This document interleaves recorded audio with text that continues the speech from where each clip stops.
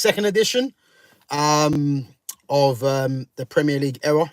Obviously, yesterday, big up for people for coming on. Obviously, big up to Reluctant Gamer as well for giving me um, his comments, his questions. Sorry, in the chat.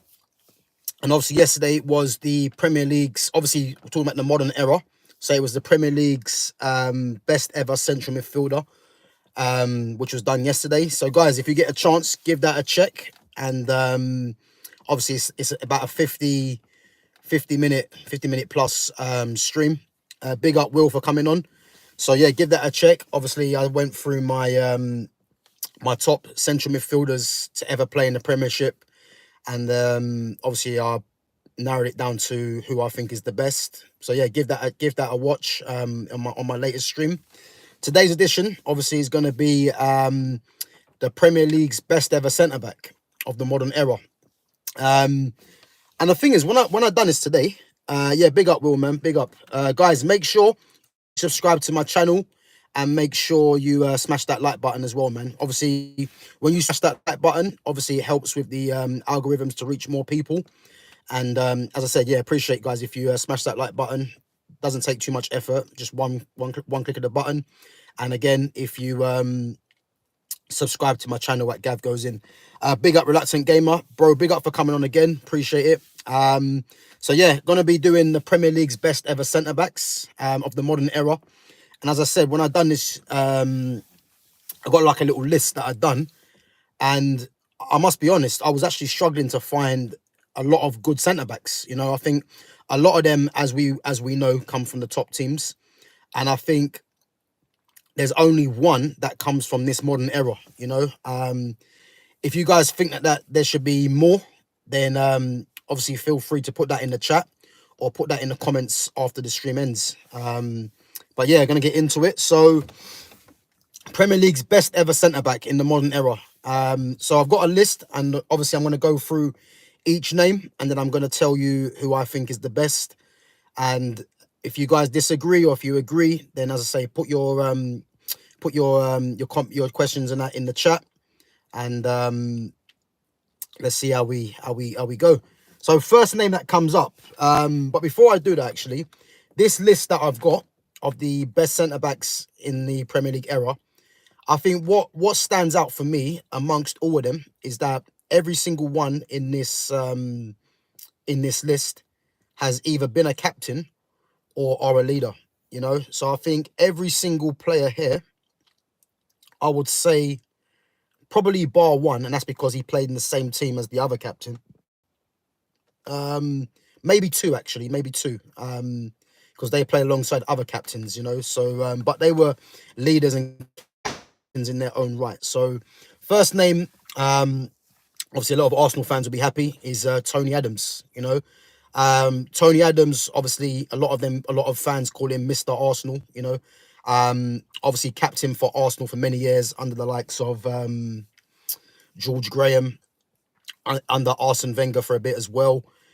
You know, Tony Adams for me, you know, was a complete leader in terms of how he kind of organised the defence. You know, was an ever present for Arsenal as well. Again, won league titles for Arsenal. I think there's one where I think it might have been the last game of the season where he actually scored. There's a left foot shot into the, I believe was it the bottom corner, and I think that kind of I think there was a comment from the commentator saying they think it's all over. It is now. I think it might be that one. If I'm wrong, guys, then let me know. But yeah, Tony Adams, man, like, I think he deserves to be in this list as one of the best ever centre backs to play in the Premier League era. As I say, won multiple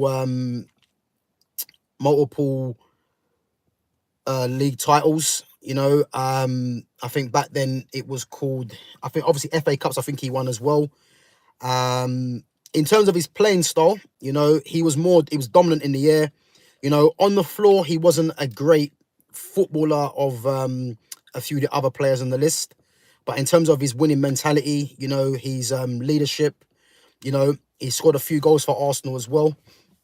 I think for sure he has to be in this list. Yeah, there's no argument for me really in there. Next person, Sol Campbell, formerly of Tottenham, and then made the he made the cross town to obviously to the rivals Arsenal on a free transfer. I remember when this happened. When Sol Campbell done that. You know, never did I think he would actually do that.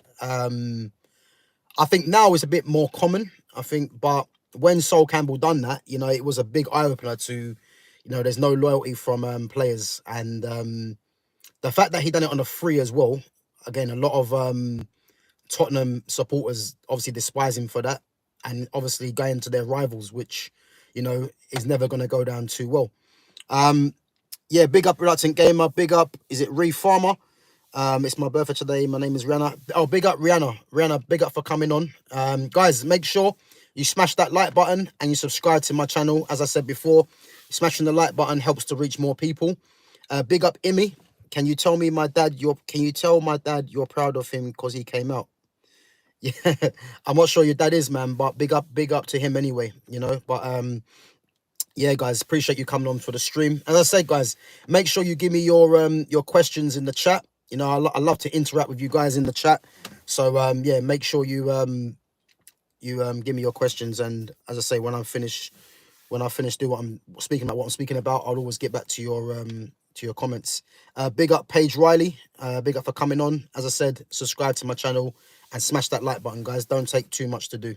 Okay. So Sol Campbell. For me, as I said, when he made the transfer on a free to Tottenham's rivals Arsenal, yeah, it was mad. Yeah, big up Paige Riley.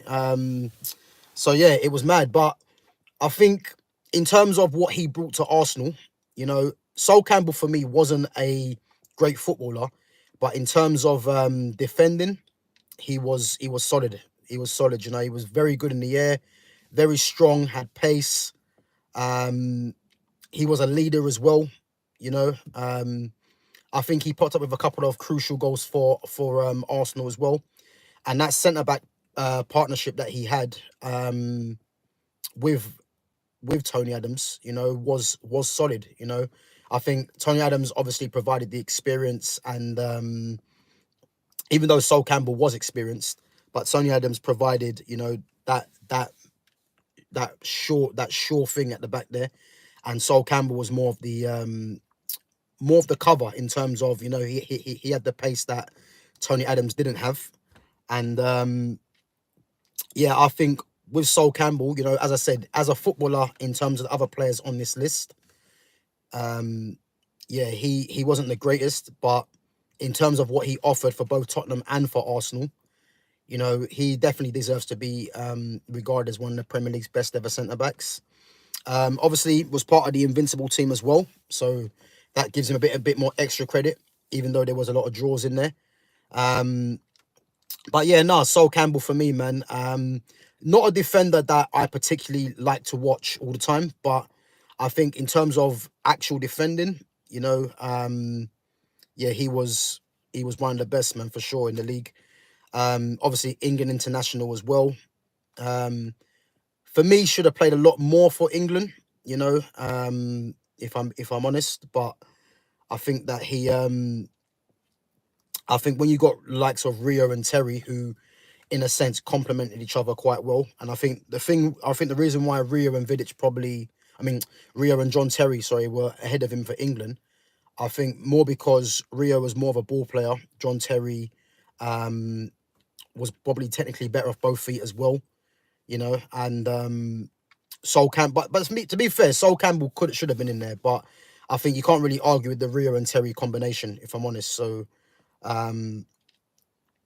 So yeah, I think he could have found himself hard done by, but still had a great career. Obviously, I said part of the Invincibles as well. And he's definitely in that list for me. Big up NM Coxey. Bring Cunha to the Gunners next season, just what we need. To be honest with you, yeah, to be honest with you, man, like, I want Cunha at United. And I think if Arsenal do get him, I would have to say, if Arsenal get Cunha, you know, I don't believe Arsenal won't win the league for me, because Arteta for me hasn't got what it takes to really get the job done when it really matters. But bringing in Acuna to replace the likes of Martinelli and a Trossard on that side, I think he will bring them closer. So I think individual ability, which is what he has, he might swing games in favour of Arsenal where, it's going to be a 0-0 or they're under the cosh. So I think bringing him in would be a great signing for Arsenal. Obviously, I'm hoping United do go for him, because I do think he's a very good player. Big up George boy. England 2, Albania 0. Yep. As I said, I don't really care about the England result. I don't take England seriously until I'm watching the Euros or the World Cup, because as I keep mentioning, it's all right England beating these Albanias and these Latvias and all these other countries, but when it really matters, against the best nations in the world, England always flatter to deceive, and for me, England down the years have always played the wrong players. So them beating Albania is to be expected. I would have expected them to beat Albania for about 3 or 4-0. But again, I don't care about these games. I just, if they're playing the likes of a France, of a Spain, Holland, Germany, Portugal, Italy, all these other top nations in Europe, or even on the world stage, Brazil's, Argentina's, Uruguay's. This is when I start taking it more seriously with England. But these games, they should be winning, because they're playing against teams really that are inferior. So, yeah. Big up Craig Bates. Hi, Gav. My granddad died tomorrow and really don't know what to do because I'm trying my best in school. Craig, man, big up for coming on, bro. What I would say, man, sorry to hear that news, but what I would say, keep yourself focused, man. Do things that you enjoy doing. I would say if your granddad is passing away tomorrow, go and visit your granddad, man. Let him remember you the way he wanted to remember you, be positive around him. I know it's not an easy thing to do, man, but yeah, I think what you need to do is kind of give your granddad a good send off,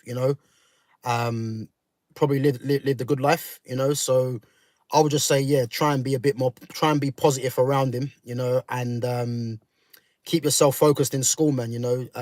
Keep your head down, keep focused, and do your best, man. And I'm sure you'll come out the other side in a better place, man. But yeah, big up yourself for coming on. Big up NM Coxey. So to be honest, the way Ruben Amorim plays Cunha is tailor-made for the United way, just behind the striker.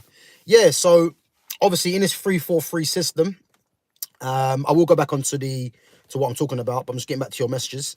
In this 3-4-3, 3-4-2-1 system, sorry, the left 10, as I said, needs to be, for me, Xerxes a striker. The fact that Amorim's playing him there is frustrating, but I think for the moment, till next season, because the manager's already come out saying he doesn't see Xerxes as a striker, which I don't agree with.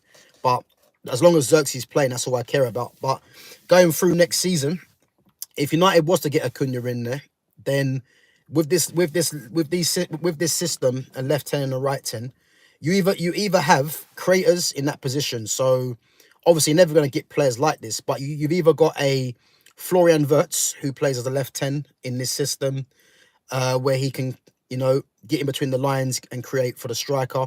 But obviously you need to have a dominant left-hand side, someone like a Patrick Dorgu, for example, who is dominating that side of the pitch to allow your number 10 to create. Or if you're going to have a number 10 like Acuna, someone that is a ball carrier, someone that's got an eye for goal, and someone that is very individual. So those are the two profiles of that position: a creator and someone that is a powerful runner with the ball, which is why they've been linked to the likes of an Anton Semenyo, who again isn't someone that I particularly wanted, but in terms of his attributes and what he offers, he's ideal for the system in terms of being a ball carrier. Which is why when you've got players that are playing there at the moment, i.e. a Garnacho, he's a winger. So this system playing this system playing with Garnacho as one of the tens, it's not. It doesn't really work. It will work more him playing on the right hand side because he naturally drifts wide because he's a winger. So, but he isn't the answer for this system, and he isn't the answer in general anyway. But the system of the 3-4-2-1 requires number 10s that are creators that can get in between the lines, or a number 10 that's a ball carrier. So, yeah, man. So I think Cunha would be tailor made for this system just based on that. Big up XROAEP. He's from Big Up Free Rocking Boys Official from Nepal. Yeah, guys, as I said, man, make sure to smash that like button and subscribe to my channel. So yeah, just going back on to Premier League's best ever defender. So we done Tony Adams and Sol Campbell. Next one on this list is Rio Ferdinand. So obviously mentioning Rio Ferdinand before, you know, in terms of the Premier League's best ever, he has to be in there for sure. You know, they called him a Rolls Royce of a defender in terms of how comfortable he is on the ball, you know, and his technical ability for a defender was second to none, really. But obviously, this is a guy that used to be a striker, which many people probably don't even know. But Rio Ferdinand used to be a striker. But in terms of Rio's ability to play out from the back, you know, it was quite rare as well, I would say, in the Premier League era to see a player like that. And Rio had pace, you know, he had strength. He was good in the air as well. But he had that extra quality of being really, really good on the ball. And this is why, in terms of him playing for England, he was always an automatic starter because of that. Because a lot of the defenders that England had at that time didn't really offer the attributes that Rio had. I think the only player close to him that offered that was someone like Ledley King from an English perspective, you know. But yeah. But yeah, Tommy Robinson, EDL.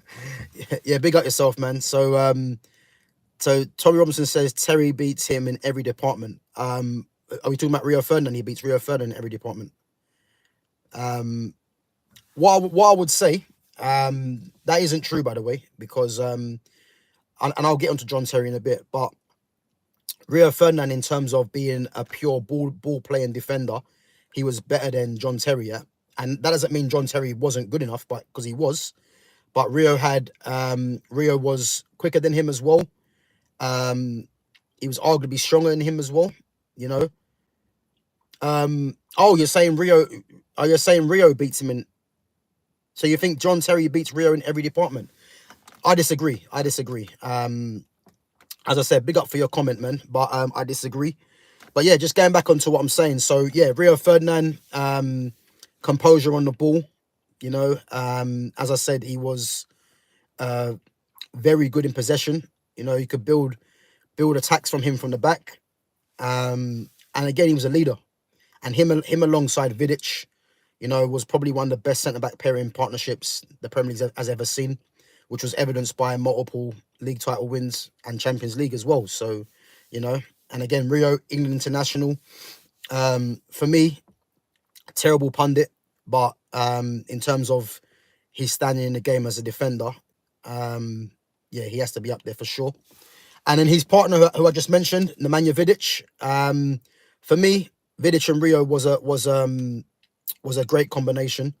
You know, Rio was the elegant defender. Vidic was more the warrior. You know, and again, if you've got a combination of the two, it's going to work well. You know, when Vidic first he first come to United with Patrice Evra, and I think their debut was up against Man City. And if anyone knows, both of them, I think, if I remember right, didn't both of them come off at half time? I think both of them were shocking. And then both of them actually turned themselves into two of the best that the Premier League has ever seen, you know. And Vidic, again, someone that put his head in wherever it needed to be, you know. In terms of his pace and on the ball, you know, he wasn't great, but in terms of his warrior nature and, you know, his never say die attitude, it took him far, really, you know. And yeah, man, he was obviously United captain for a while as well. And yeah, man, he was a great player, man. So yeah, thoroughly deserves his mention in this list. Big up Bay Rock Scare. I love your channel, bro. Yeah, big up, bro. Big up for coming on. As I said, man, make sure you smash that like button and subscribe to that channel. Guys, smashing that like button, it just takes one press of the button. And as I said, it helps to reach more people. So yeah, would appreciate if you do smash that like button and subscribe to my channel. Who's this? Arab. Like that forehead, massive. Okay. So Arab's a hater, you know. Arab, what I was saying, man, you're watching me, not the other way around. So as I said, man, like big up for coming on, you know what I mean? Tony Robinson says, and there was a reason Terry had Rio fell out and only one could play for England. Right, so Tony Robinson, I will get back to that in a minute. Let me just finish off what I'm saying. Yap Stam. So Yap Stam, if anyone knows Yap Stam, man, when he came to Man United, Dutch international, you know, he was someone that, you know, he struck fear into a lot of strikers, you know. Yap Stam as a defender in terms of physically had everything, you know, physically strong, had pace, was no nonsense. On the ball, he was decent as well. And again, he only left United because of a falling out with Sir Alex Ferguson. But Yap Stam for me was at times, you know, he was, as a defender, he was unbeatable. You know, he was dominant in the air as well. And the thing with Yap Stam, I like the way that he was as a defender. Like, he just didn't give a shit. He was no nonsense, you know, but he could play as well, you know. And yeah, he was a great defender, man, and definitely has to be in that list.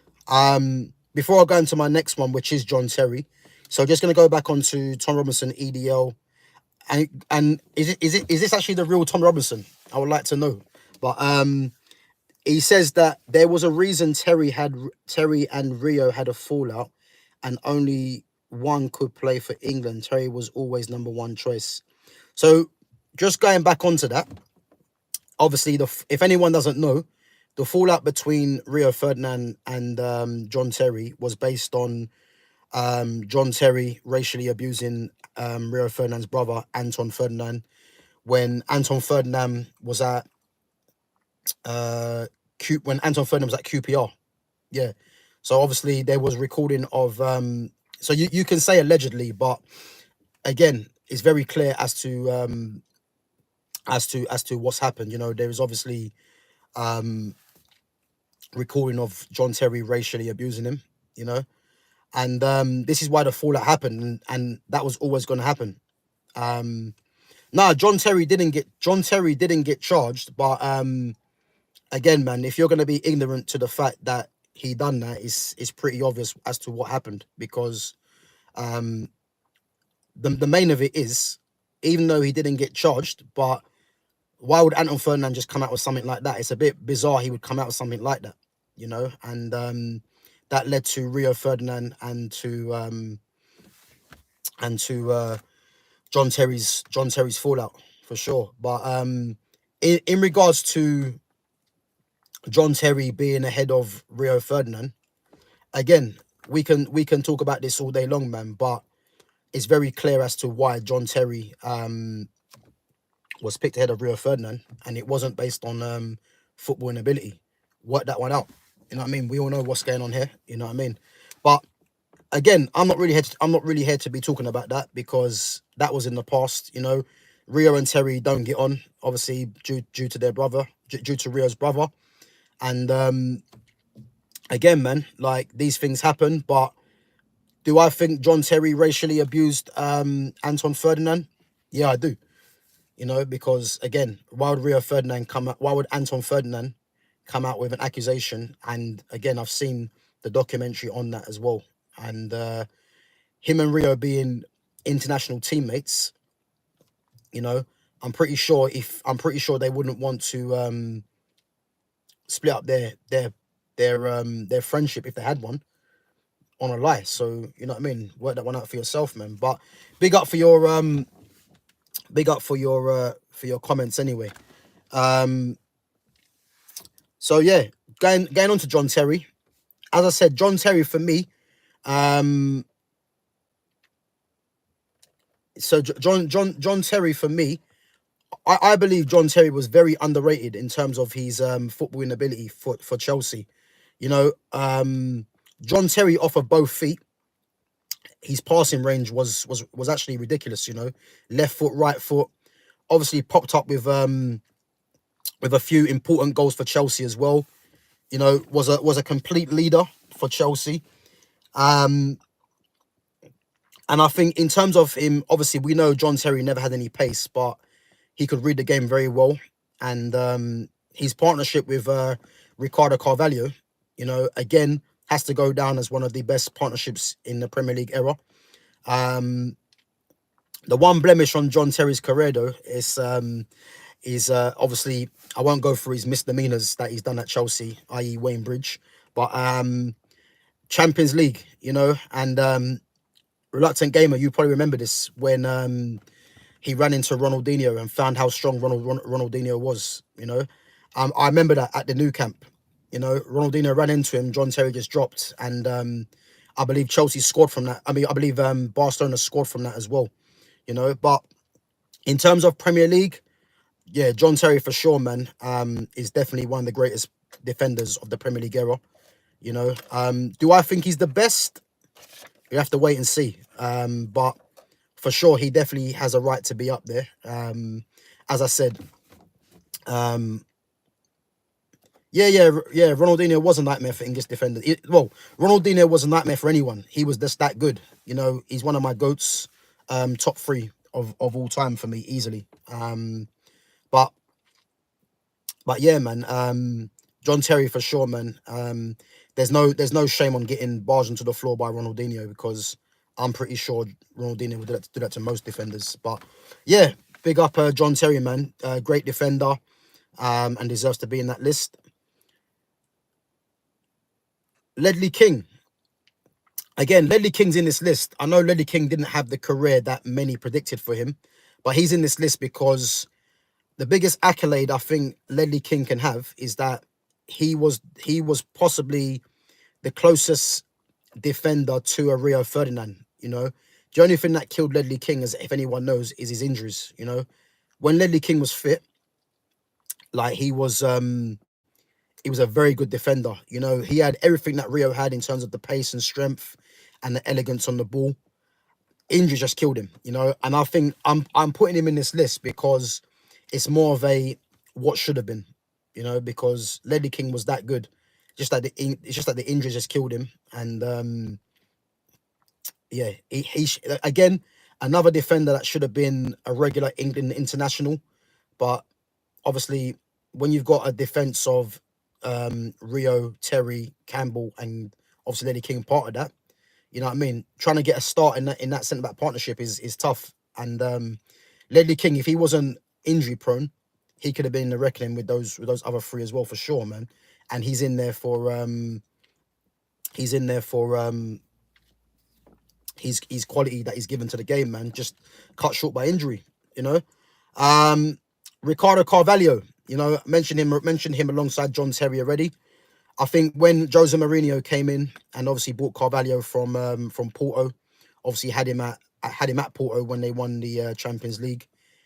Putting him alongside John Terry, you know, was a masterstroke really for Mourinho.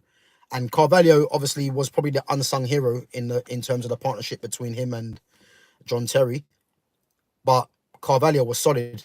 You know, he was someone that had the pace that John Terry didn't have. And Carvalho wasn't overly quick, but the first few yards, man, he was quick enough, you know. And again, someone that was no nonsense, you know, just like Vidic, Jaap, Stam.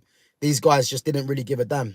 You know, they were just they would clear the ball out of touch if need be, you know. And he was instrumental in Chelsea winning their league titles. And again, I think there was one season where I believe didn't Chelsea only concede something like 10 goals or something silly like that, and he was arguably one of the main reasons because defensively he was ridiculous, you know. And he was one of Jose Mourinho's lieutenants in the team, you know, one of his trusted lieutenants.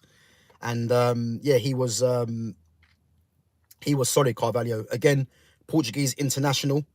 But yeah, he deserves to be in this list, man, for sure, because he was he was another defender that, you know, you wouldn't get it easy against him because, again, he was very aggressive, you know, but he could also match it with you if you wanted to get physical and if you wanted to try and run him as well. So, yeah. Big up Liber Faisal. Big up for coming on. So, Tom Robinson says, by the way, didn't hear you mention about Rio failing a drugs test. Tom Robinson, EDL. I'm not here to talk about Rio Ferdinand's misdemeanors. It's not about that. This is my channel, you know. I'm talking about the Premier League's best ever centre backs. Obviously, you're bringing it into about why Rio and John Terry fell out, or why Rio wasn't picked in the England squad, and I'm just reacting off what you said. But I'm talking about the best ever English centre backs in the Premier League era. It's not about Rio failing drugs tests. I'm pretty aware of that. But what I would say, unless you're going to contribute, man, to the Premier League's best ever centre backs and give your comments, then obviously I'm just going to swerve away from these drugs allegations because it's not about that. I'm not talking about that today. But big up, man, for your comments anyway. But yeah, moving on. Marcel Desailly. Again, I put Desailly in there because for me, Desailly was at his best when he was at AC Milan. But obviously him coming to Chelsea, again, nurturing through the likes of a John Terry, you know, and this is why John Terry became the defender that he is from Desailly's nurturing. But yeah, Desailly's more or less in there because I'll be honest with you, I was trying to find a few more defenders that had the right to be there. And Desailly, just because of his career and what he's won and what he gave to football in general, had to be there. You know, French international captain as well. I can't remember if he won the World Cup or not, Desailly. If anyone remembers, let me know. But yeah, Desailly, man, was a great defender in his prime.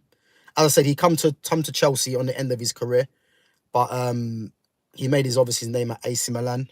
You know, when they had that ridiculous team with the likes of Frank Rijkaard and Van Basten, etc.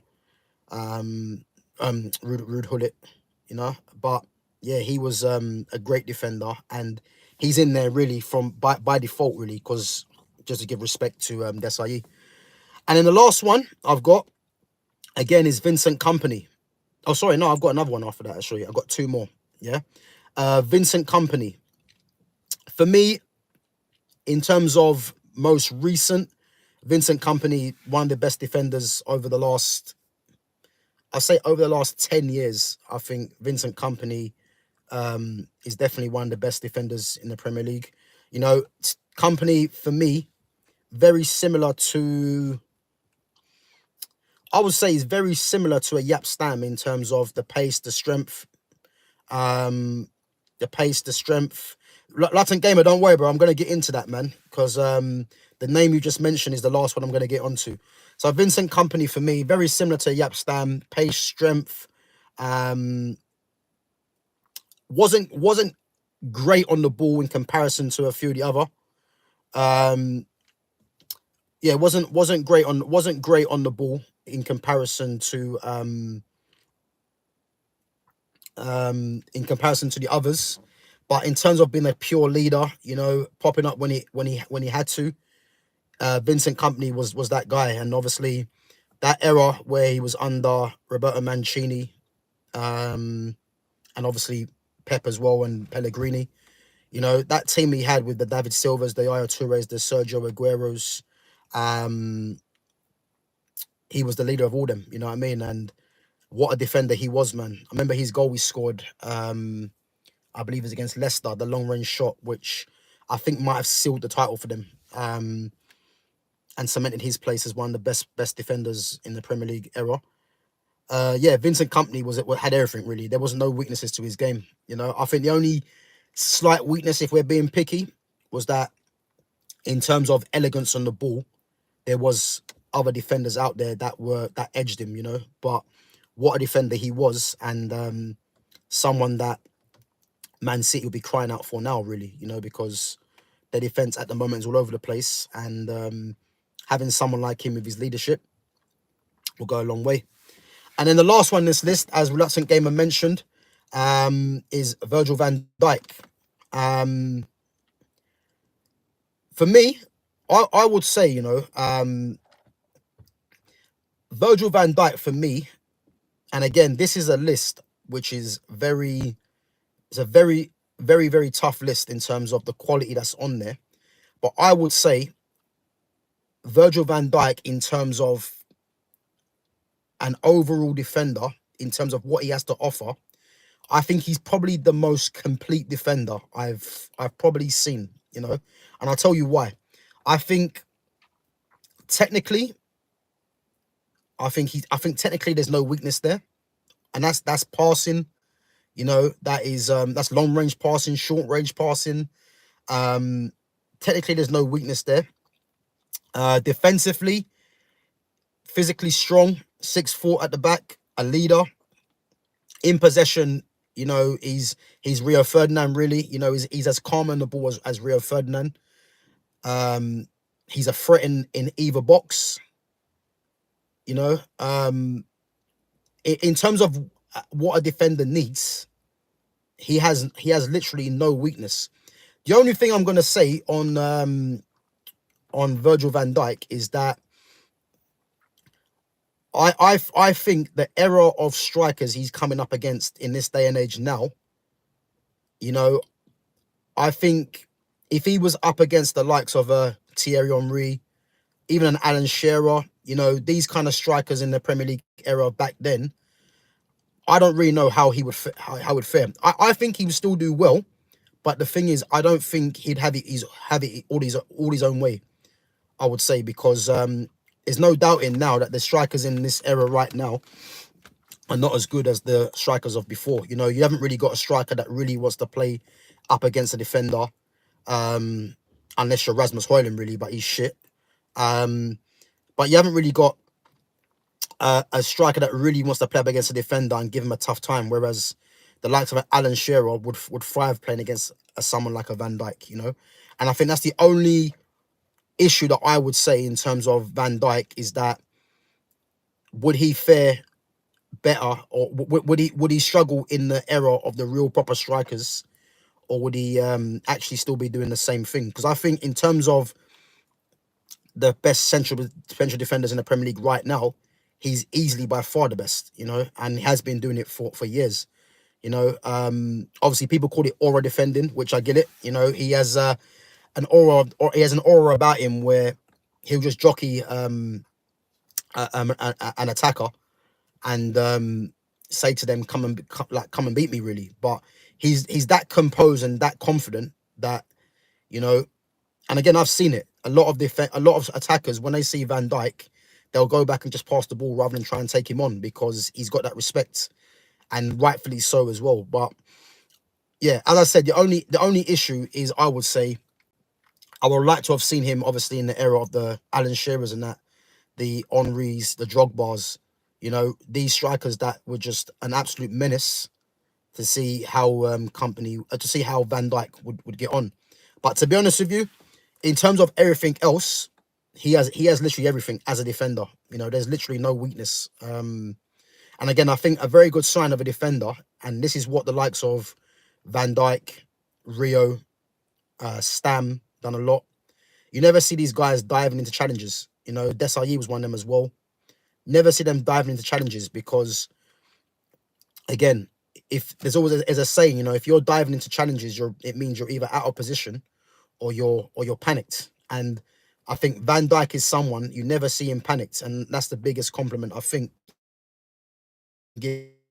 And yeah, for sure, man, he's definitely in that list. So yeah, guys, just going through that list. Big up everyone for your chat as well.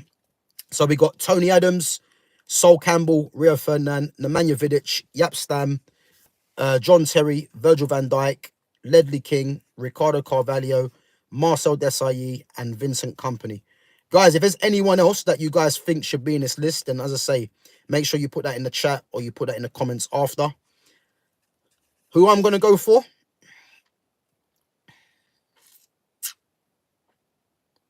It's tough. And again, this isn't based on longevity. It's just based on what I think. it's a tough one, really. But I'm gonna say Jaap Stam. And again, it's not the Man United bias. I'm gonna say Jaap Stam. And again, it's difficult because it could be Van Dijk. You know, for me, company's in there. You know, so for me, the top three for me are Vidic. Sorry, are Van Dijk, Company, and Jaap Stam. They're the top three for me. And again, that's nothing on the others, but I'd have to say Stam, Van Dijk, and Company for me are the top three that I'm looking at. And I'm gonna say Jaap Stam because I think just watching Jaap Stam, and obviously Jaap Stam wasn't in the Premier League for years, but Jaap Stam was an absolute monster. Like you couldn't get past Jaap Stam. He had literally everything. In terms of like Van Dijk was better on the ball for me than Jaap Stam. But again, I'm bringing it back to the era that Jaap Stam was playing in because he was playing against some proper strikers in that era. And I think the era of strikers now is nowhere near what was then when Jaap Stam was playing. So that's what I'm gonna base it on. But again, Jaap Stam, man, top defender. But everyone on this list is a top defender. But I'm just gonna say Jaap Stam. But again, it could be anyone on this list that people might think, no, that person has a right to be there, you know. But that's my list, guys. Big up for you guys coming on. Big up Reluctant Gamer. I'm gonna be back tomorrow, guys. So another edition, obviously during this international break. We're gonna be looking at, so we've done midfielders, we've done centre backs. We're gonna be looking at what should we do? Strikers or we're going to be looking at left wingers, you know, attacking midfielders, left wingers, whatever you want to call them, attacking midfield left or left wingers. So yeah, we're going to be looking at that tomorrow.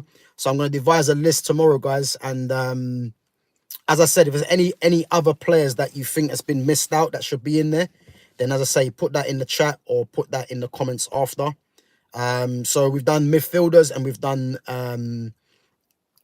defense, centre backs and centre midfielders. So yesterday was Yaya Toure, the best ever Premier League centre midfielder, and then the best ever centre back in the Premier League era was Jaap Stam. So tomorrow we're gonna be doing attacking midfielders, left or left wingers, if you want to call them. So yeah, be sure to put your notification on. Obviously, I'll be live at some point tomorrow. And as I said, guys, make sure you smash that like button, subscribe to my channel. Big up Reluctant Gamer again for coming on with his chat as well. Big up, guys. And yeah, I'm going to catch you guys tomorrow. Take it easy.